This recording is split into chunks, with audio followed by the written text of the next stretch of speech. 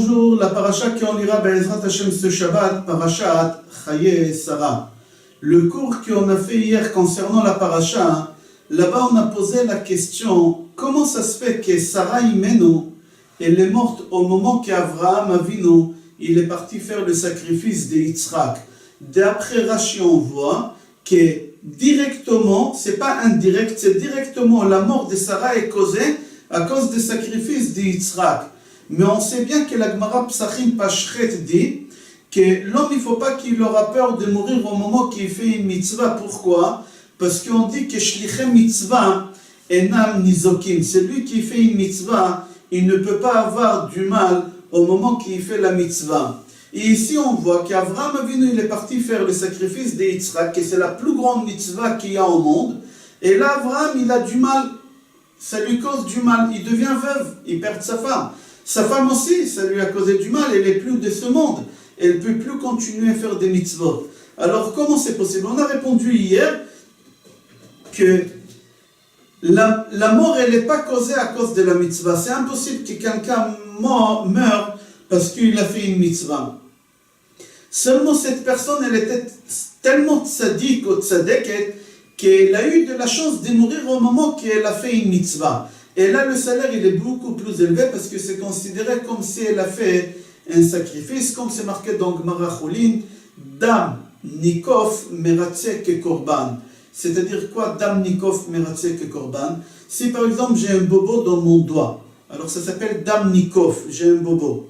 Et au moment que j'ai fait une mitzvah, par exemple, j'ai construit un souka, avec le marteau, j'ai tapé sur mon doigt que ça fait un mois qu'il me fait mal, qu'il est gonflé, ça fait très très mal. Meratzek Korban, c'est considéré comme si j'ai fait des sacrifices. Et Sarah Imenu, c'est ça qu'est-ce qu'elle a eu. Avraham, il est parti faire sacrifier son fils. Avraham, ça lui cause de tort. Pourquoi? Parce que sa femme elle est morte et lui il devient veuve. Mais indirectement de la mitzvah. C'est en même temps qu'il a fait la mitzvah, alors c'est considéré comme sacrifice. Ça, c'est le cours qu'on a fait hier. On va continuer la suite. La question qu'elle se pose, c'est la question la plus vieille qu'il y a au monde. Cette question, elle a le même âge que le monde. Comment c'est possible que tzaddik vera'alo, racha vetovlo? Comment c'est possible qu'un tzaddik, on voit qu'il souffre énormément dans ce monde, et racha, un mécréant, il est heureux. Il est marié, il a une femme, il a des enfants, ils sont tous en bonne santé, il a un pavillon avec une piscine, une belle voiture, le travail ça va, tout lui sourit, la santé. Et le Rav, qui fait des mitzvahs toute la journée, c'est exactement le contraire. Alors la question qu'on se pose, c'est la plus vieille question. Comment ça se fait que celui qui fait des mitzvot, il a que des épreuves, et celui qui fait des averot, il a tout qui est rose chez lui. Tout est rose chez lui. Même David Amelech, il a dit ça, on va développer, il a posé cette question. Même Moshe Rabbeinu, il a posé cette question à Kadosh Baruch Hu, au moment qu'il a demandé à Kadosh Baruch Hu, j'aimerais te voir. On sait bien qu'on ne peut pas voir Hachem, mais Moshe, il savait qu'on ne peut pas voir Hachem. Alors pourquoi Moshe dit à Kadosh Baruch Hu, j'aimerais te voir? Non, Moshe Rabbeinu, il voulait dire à Kadosh Baruch Hu, apprends-moi ta façon de faire. Tzadik vera lo racha vetovlo. C'est ça qu'est-ce que Moshe Rabbeinu a demandé. La question qu'on se pose, sur Sarah Imenu. Sarah Imenu, 75 ans de souffrance.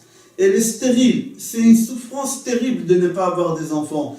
75 ans que cette sadaket, notre mère, cette sainte, elle souffre parce qu'elle n'a pas des enfants. Hagar, par contre, la fille des parents, la mécréante, cette femme-là, elle a un enfant tout de suite. Elle se marie avec Abraham et elle lui apporte un enfant. Après 10 mois de mariage, l'enfant il vient au monde. Comment c'est possible qu'un tzadeket, elle souffre 75 ans et l'autre, en quelques mois, elle ramène un enfant au monde? David Amelech, dans Tehillim Tzadik Bet, pose la question. David Amelech dit, Ishbar lo yeda. Ishbar, je suis un homme bête, j'ai du mal à comprendre. Lo yeda, j'ai du mal à comprendre. Quoi? Qu'est-ce que j'ai du mal à comprendre? David dit, il dit comme ça, Bifruach Rechaim kemo esev. Comment c'est possible que les Rechaim, ils fleurissent comme de la verdure, comme les herbes? Tout est vert pour eux, tout est rose pour eux. Comment c'est possible? David Amelech dit Ishbar lo yeda, ursil lo yavin et zov. Quelle différence il y a entre Baar et Ksil? Ishbar lo yeda, c'est-à-dire Baar, c'est quelqu'un, c'est un bête, il ne sait rien du tout. Ou Ksil, c'est quelqu'un qui ne comprend pas ce qu'on lui dit. Il ne comprend pas ce qu'on lui dit. Alors David Amelech dit sur lui que je suis bête et je suis aussi un imbécile. Comment ça se fait qu'il y a des gens qui sont mécréants et tout réussit pour eux? Là-bas, le Midrash dit que nous, avec les yeux de chair et du sang, on voit que le tzaddik souffre, et il n'a que des épreuves toute sa vie, et le rachat, les mécréants, tout est rose pour lui. Et nous, on n'arrive pas à comprendre les contes de Akadosh Baruch Hu. Comment Akadosh Baruch Hu il fait que le tzaddik souffre, comme Sarah Imenu, et le rachat, tout est souri pour lui. Agar, elle se marie, elle ramène un enfant. Le passage qui continue de David Amelech, Vayatzitzu kol po'ale aven. Vayatzitzu kol po'ale aven. Tous celui qui font du mal, ils réussissent, tout sourit pour eux. Pourquoi Kadosh Baruch Hu, il se conduit comme ça avec les gens? C'est la question de David Amelech. David Amelech dit à Kadosh Baruch Hu, Ishbar lo yeda, je suis bête, je suis imbécile, je ne comprends pas. Comment c'est possible que les tzadikim souffrent et les Rechaim, tout est souri pour eux? Il faut continuer le pasuk. David Amelech donne la réponse. David Amelech dit, je pense trouver la réponse. Et on va développer ça. David Amelech dit, la shmida made'ad. Pourquoi? Akadosh Baruch Hu donne tout aux mécréants dans ce monde bas pour ne pas le devoir quelque chose au monde futur. Akadosh Baruch Hu préfère payer au peu du bien que les Rechaim ils ont fait, ils préfèrent leur payer dans ce monde-ci. Et les tzadikim qu'ils ont fait peu du mal, Akadosh Baruch Hu, ils préfèrent les punir ici et pas là-bas. C'est la réponse que David Amelech donne. Akadosh Baruch Hu dit, je préfère donner aux Rechaim le salaire des peu de mitzvot qu'ils ont fait dans ce monde-ci. Comme ça, je règle le compte avec eux. Pour le monde futur, je leur dois rien. Et au monde futur, là-bas, je vais leur régler le compte sur toute leur conduite.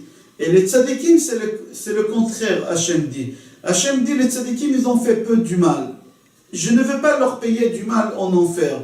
Je préfère leur payer ici, dans ce monde passager.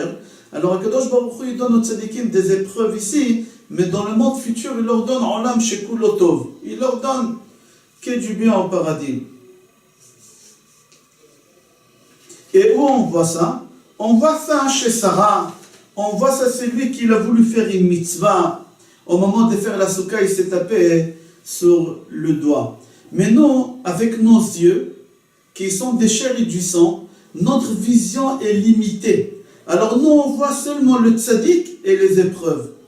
Mais on ne voit pas plus loin que ça, qu'est-ce qui se passe et pourquoi. Nous, on voit le rachat et le salaire qu'il a dans ce monde. Alors c'est pour ça qu'on a beaucoup de questions. Mais si on va réfléchir un peu en disant que notre cervelle, elle n'est pas développée, notre vision, elle n'est pas développée, tout ça c'est limité. Alors c'est pour ça on a des questions comme ça. Notre vision, elle est limitée. Je donne un exemple. Quelqu'un, il est en train de regarder dans le trou de la porte. Et par le trou de la porte, il voit quelqu'un prendre un couteau et il coupe quelqu'un qui est allongé. Et le monsieur qui regarde par le trou de la porte, il crie assassinat, assassinat, il crie comme un fou. Et le monsieur à l'intérieur, il ouvre la porte pour voir qui c'est qui crie. Et il voit un monsieur qui crie assassin, assassin. Et il dit, mais pourquoi tu cries assassin? Ici, c'est un chambre d'opération. Ici, on est en train d'opérer quelqu'un. On est en train de lui faire du bien, lui enlever quelque chose qu'il a en plus. On est en train de le guérir. C'est exactement notre vision à nous. Dans notre vision, quand on regarde les épreuves qu'on a, nous, on voit seulement à Kadosh Baruch Hu comment il coupe la chair de l'homme, comment il lui fait du mal, et on crie, pourquoi cette souffrance? Mais le problème, que le champ de vision qu'on a, il est limité. On ne voit pas toute la photo, toute l'image, on ne la voit pas, on voit seulement limité. Mais après 120 ans, quand on arrivera dans le monde futur, Be'ezrat Hashem, on aura toute l'image, la vie d'avant de la personne et cette vie actuelle. Et là, on pourra faire une réponse sur les questions qu'on a. On dit que le monde futur, on n'aura pas de questions. Ici, on a beaucoup de questions. Dans le monde futur, on n'aura pas du tout de questions. Pourquoi? Parce que dans le monde futur, on verra toute la vision de toute l'histoire, dès le début jusqu'à la fin. Ici, qu'est-ce qu'on voit? C'est une partie de la vie de l'homme. Mais il avait une vie avant. On est tous des réincarnations ici. On revient accomplir une mission. Et quand on a fini d'accomplir cette mission, on repart dans le monde futur. Et si on a fini notre mission, on reste là-bas au Gan Eden. Sinon, on doit revenir ici et accomplir notre mission. Et là, on est en train de dépasser des choses qu'on ne comprend pas. Oui, c'est normal que tu ne comprends pas. Parce que tu ne connais pas la vie d'avant. Tu ne sais pas qu'est-ce que tu étais, qu'est-ce que tu as fait, qu'est-ce que tu es venu de faire, etc. C'est pour ça qu'on a beaucoup de questions. On raconte sur Baba Sali, Zecher Tzadik Vekadosh Livracha, c'est Rabbi Yehuda Tzedaka, Zecher Tzadik Vekadosh Livracha, il raconte cette histoire. Il a dit que le frère de Baba Sali, Rabbi Yitzhak Abuchatzera, Zecher Tzadik Vekadosh Livracha, le rabbin de Ramleh, Hashem Yatzilenu, il est mort dans un accident de voiture. Baba Meir, il est mort dans un accident de voiture. Et Baba Sali, il a eu du mal à se consoler. Il a eu du mal à se consoler sur la mort de son frère. Et il pleurait des jours et des nuits. Des jours et des nuits, il pleurait. Jusqu'à qu'un jour, son frère, Baba Meir, Zecher Tzadik Vekadosh Livracha, il vient chez lui dans le rêve et il lui dit: pourquoi tu pleures? Je suis au paradis, je suis heureux, tout va bien pour moi, je ne vois pas pourquoi tu pleures, pourquoi tu es tellement triste. Rabbi Tzedaka, Zichrono Livracha, Rabbi Yehuda Tzedaka, Zichrono Livracha dit, c'est marqué dans Tehillim, Perek Ain Zain, Kol Ra'amcha Bagalgal. Les gens y croient que la roue, c'est elle qui tue la personne. Et on est coléreux et on crie. Mais pas du tout. Akadosh Baruch Hu, il utilise cette roue-là pour faire le mal à la personne. Mais ce n'est pas la roue qui a fait le mal. C'est Akadosh Baruch Hu qui l'a fait le mal. Il ne faut pas en vouloir la roue. La roue, elle n'a rien fait. C'est comme on dit que le Mashiach, il va venir Ka'asher pnei ador yeh ke pnei hakelev. C'est Gemara Sanhedrin Pach Tzadik Tet. Là-bas, c'est marqué que le Mashiach, il viendra le jour qu'on aura le visage de chien. Là, on est on est à la fin des temps. Le Mashiach, il va arriver Be'ezrat Hashem d'un instant à l'autre. Et on n'a pas le visage de chien, Baruch Hashem. Et comme la Gemara dit qu'à la fin des temps, avant que le Mashiach viendra, on aura le visage de chien. Alors on répond, oui, on aura le visage de chien. Comment? Un chien, quand tu prends un bâton et tu jettes sur le chien, qu'est-ce qui fait le chien? Le chien, il va s'enchaîner, il va se jeter sur ce bâton-là, il va le mordre, il va enlever toute sa colère, parce que le chien, il s'est dit, le bâton, il m'a fait du mal. Mais le chien, parce qu'il a pas de cervelle, il ne réfléchit pas, il ne pense pas. S'il était intelligent comme l'homme, il aurait compris que c'est l'homme qui lui a fait du mal, c'est lui qui lui a jeté le bâton. Alors le chien, il serait jeté sur la personne qui lui a jeté le bâton. Le chien, il ne comprend pas, il se jette sur le bâton lui-même. Nous, on se conduit exactement comme le chien. C'est ça qu'est-ce qu'il dit la Gemara. Au moment qu'on va se conduire comme le chien, alors le Mashiach, il viendra. Nous, on a des épreuves. Akadosh Baruch Hu, il nous donne des épreuves. Et nous, on s'acharne sur ces épreuves-là pour essayer de les résoudre, de les régler, etc. Mais on est comme des chiens, on se jette sur le bâton. Mais allez regarder, c'est lui qui nous a jeté cette épreuve. C'est lui qui nous a jeté ce bâton-là. Et on doit lui dire, ah bah, papa, pourquoi? Qu'est-ce que j'ai fait? Faire un travail de conscience pour s'améliorer, pour arranger les choses. Mais non, on s'est conduit comme le chien. On oublie de regarder à Kadosh Baruch Hu, notre Père, pourquoi il nous a envoyé cette épreuve. On retourne à notre cours. C'est marqué que dans les descendances des rois, dans le royaume de Yehuda, on avait des rois qui étaient tzadikim et rechaim. On raconte sur Yeshayahu Amelech que c'était un grand tzadik, un très très grand tzadik. Et au moment qu'il a perdu la guerre, il était blessé, et quelques secondes avant de mourir, on dit que le roi d'Égypte, il a réussi à lancer sur lui 300 flèches, il a jeté sur lui. Et au moment avant de mourir, Jérémie le prophète, il a vu qu'il est en train de mourir, il était en train de parler. Jérémie le prophète, il s'est jeté sur lui pour écouter ces dernières paroles qu'est-ce qu'il est en train de dire. Il a entendu ces dernières paroles, il disait Tzadik o Hashem ki piu mariti. Akadosh Baruch Hu, il est juste, et moi j'ai pas fait ce que Dieu m'a demandé. Le Ben Ishraï pose la question, le Ben Ishraï dit, il était tzaddik Yoshiyahu HaMelech. Comment c'est possible que lui il dit que j'ai pas fait les paroles de Akadosh Baruch Hu? Il dit au pi Hashem mariti. Il répond le Ben Ishraï que Yoshiyahu HaMelech c'était le Gilgul, il est revenu ici sur terre pour accomplir une mission de la vie d'avant. Dans la vie d'avant, lui c'était Achaz HaMelech. Et Achaz HaMelech, c'était un rachat, c'était un mécréant. Et là, il est revenu maintenant comme roi, comme Yoshiyahu HaMelech pour accomplir sa mission. Alors, au moment que Yoshiyahu HaMelech, il a dit, avant de mourir, que je n'ai pas fait les paroles de Hachem, il a parlé de l'autre vie d'avant, quand il était Achaz HaMelech. C'est-à-dire, au moment qu'Yirmiyahu, il a vu que Yoshiyahu HaMelech, il a 300 flèches plantées dans son corps, et il s'est dit, mais c'est un grand tzaddik.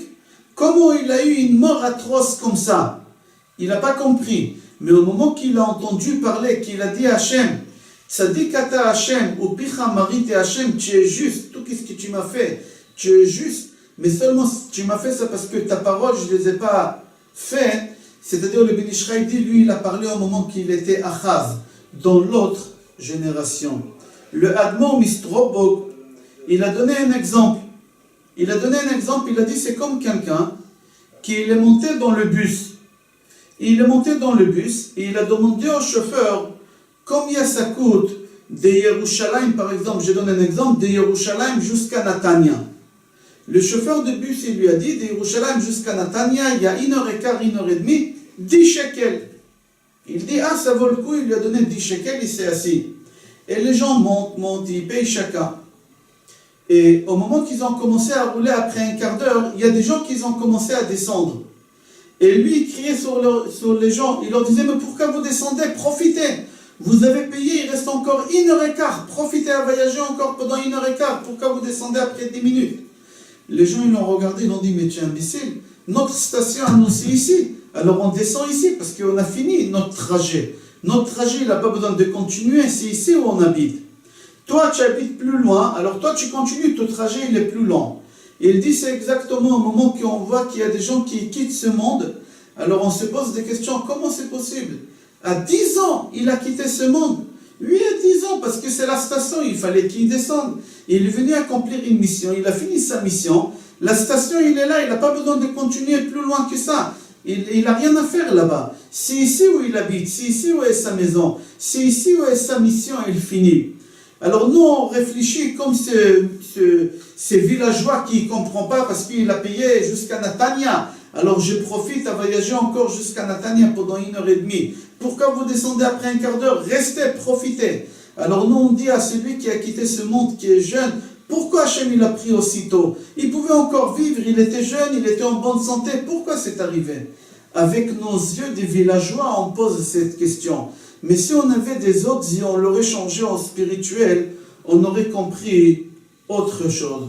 On voit ça où? On voit ça aussi chez Caïn et Evel. Caïn, il n'a pas fait une mitzvah, il a ramené des sacrifices, mais pas un bon sacrifice. Evel, il a ramené un bon sacrifice. Tout de suite sur le champ, Evel meurt, sans enfant, sans femme. Caïn, il continue à vivre de génération en génération jusqu'à Noach. Alors on pose la question, où il est le salaire et où il est la punition? Le salaire de Hevel qu'il a ramené, mi bechorot son nom, les meilleurs sacrifices il a ramené. Il meurt sans enfant, sans rien. Il est où le salaire? L'autre qui a ramené des sacrifices, mais de la poubelle, le Zohar, il dit, mais à Zevel il vit. La poubelle il l'a ramené, comme ça c'est marqué dans le Zohar. Et lui il reste vivant, il se marie, il a des enfants, des petits-enfants, jusqu'à la déluge. Alors avec nos yeux on se pose la question, lui il est la punition et lui il est le salaire. Comment Akadosh Baruch Hu il s'est conduit? Alors Pirkei de Rabbi Eliezer répond, il dit comme ça, que Caïn avec nos yeux on voit qu'il a été payé. Il a continué à vivre ici pendant très longtemps, il a eu des enfants et des petits-enfants. Certes, c'est avec nos yeux. Et on voit aussi avec nos yeux qu'Hevel, il n'a rien eu, le pauvre. Il a fait une mitzvah, il a été puni. Mais si on change nos yeux, et on prend des yeux spirituels, et on va voir que Caïn, d'accord, il a eu beaucoup d'enfants, mais ils sont tous morts. Même pas un, il est resté vivant pendant le Maboul, pendant la déluge. Tous, ils sont morts. Hevel, il est mort sans enfant, sans se marier, mais sa neshama, son âme, il est revenu sur terre ici dans Chet. Et après, il est venu dans Noach. Et après, il est venu dans Moshe Rabbeinu. Et c'est-à-dire que si on prend les lettres des Neshama, Nun, Noach, Shin, Chet, Mem, Moshe et Hey, Hevel. C'est-à-dire que toutes les personnes qui vivent aujourd'hui sur terre, ils viennent de qui? De Hevel. Alors si on change notre vision, on voit qu'au contraire, Caïn, il n'a rien eu, il n'y a plus personne dans ce monde de Caïn, il a été éliminé, lui et tous ses enfants, et tous ses petits-enfants, toute sa famille. Mais Hevel, il est revenu, il a eu un salaire que tous ses enfants, ses petits-enfants, c'est nous, on continue à vivre. Mais seulement nous, avec nos yeux, on est limité. Un homme, il vient au monde, il est né, il arrive au monde, et il vit sa vie. Et Hachem Yatzileno, à 37 ans, le plus beau âge, si on peut dire, de l'homme, de la personne, il quitte le monde, il descend de ce train-là, de la vie, et toute la famille pleure. Ils disent, si déjà tu es venu au monde, si tu es arrivé jusqu'à 37 ans, pourquoi il n'a pas continué encore jusqu'à 100 ans? Il était en bonne santé, c'est le même prix, qu'est-ce que ça coûte à Hachem de le laisser encore? La vérité est que l'homme, il a fini sa mission. Il a accompli sa mission en quelques années, en 37 ans, il a quitté ce monde, il est parti. C'est exactement ce qui est arrivé à Abraham, Avinu et Sarah. Abraham, il est devenu veuve, Sarah, elle est morte parce qu'elle a fini sa mission. C'est marqué, Vayiyu chaye Sarah, 100 shana, 20 shana, 7 shanim, shene chaye Sarah. C'est quoi shene chaye Sarah? Qu'elle a complété sa vie, qu'elle a fini sa mission ici comme il faut. Je vous souhaite Shabbat Shalom.